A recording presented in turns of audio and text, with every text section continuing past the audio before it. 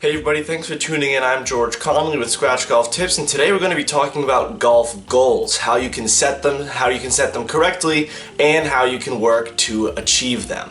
Before we get into the video, I'd appreciate it if you left a like rating on the video. If you leave a like, it helps YouTube show this video to more people, and feel free to subscribe to the Scratch Golf Tips YouTube channel so that you can be notified every time we post a new video.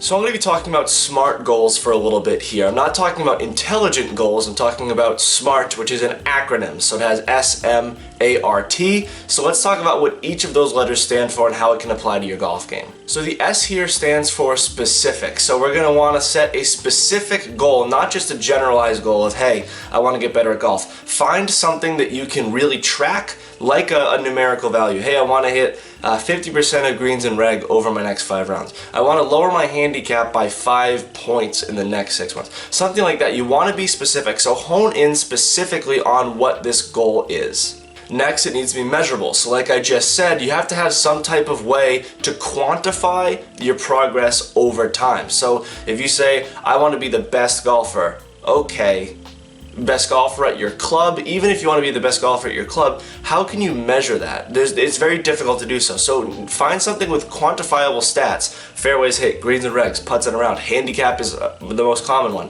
You need to be able to measure it so that you can see your process.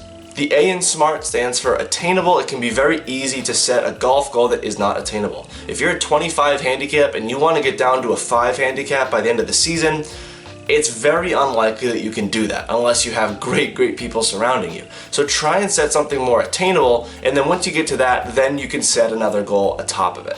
The R stands for relevant, and this is actually a very important part of the goal setting process, especially within golf. So obviously we're going to have relevant goal setting to golf. We're not going to be talking about tennis or basketball or some other sport, but it does need to be relevant within your improvement in golf. Let me explain what I mean by this. If you are a great driver of the ball, but you really struggle around the greens and you struggle with your iron play, a relevant goal for you would not be, I want to hit 75% of fairways when you're already hitting 70% of fairways. That's not relevant to the way you're going to get better. Instead, you should create a relevant goal to your greens and regulation, to your chipping, your scrambling, your bunker play, your putts, anything other than driving. It's just you need to recognize your flaws and set goals to make those flaws no longer flaws in your game. You need to stay relevant. And the T in this SMART goal setting is time-based or time measurable. And this is key because it's very easy to say, hey, I want to become a 5 handicap.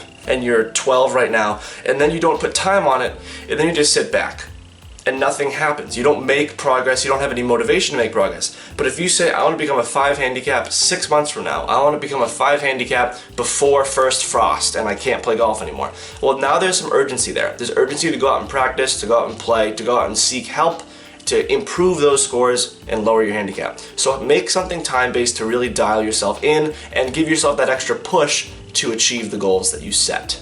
That's how you can set a SMART goal. If you go through all 5 points in that checklist and your goal matches all of them, you have a great goal. Now let's talk about how to achieve it. So let's talk about 3 ways that you can achieve these SMART goals. The first one is writing things down. If you have a goal, write it down on paper. A lot of sports psychologists and general psychologists have spoken about the importance of the written word and how writing something down can really make it ingrained in your brain. It can also be something that you can visually read, so write your goals down. The second tip I have is talk to your golf friends and people within the golf community that you know and tell them about your goals. Those are people who are going to hold you accountable and they're going to be interested in your pursuing of the goal. So if you have maybe a Tuesday night league or you play with a few of the same people, then tell them, hey man, I'm really trying to get down to a 5 handicap, and they'll be on board with it. A lot of people are very interested in other people's golf journeys. People love to talk about golf if they're interested in golf. So tell your friends, have them hold you accountable. And the third way that you can achieve these goals is by seeking help and seeking the proper help. So like I said earlier, that example with driving the ball. If you're a great driver of the ball, seek help with your short game. There are a bunch of ways you can do that. If you are very self-directed, you can do it entirely with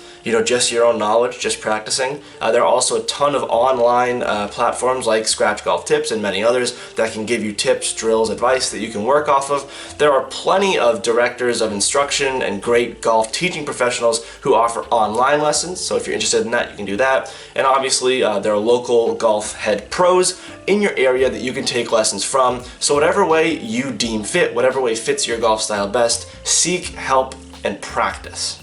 So that is how to set and achieve your golf goals. I hope you all learned something from this video. If you took anything away from it, let me know in the comments down below. If there's anything that I failed to mention or that you are confused about, also let me know in the comments below. I respond to all comments on the YouTube channel, at least those that warrant a response. If you like the apparel that I wear in these videos, I wear John Morgan Sportswear. They are a proud partner of Scratch Golf Tips, and if you use code SGT2021 at checkout, you'll get 20% off your order there. They're also offering complimentary shipping on any orders over $100. Thank you all very much for tuning in. Play well, and take care.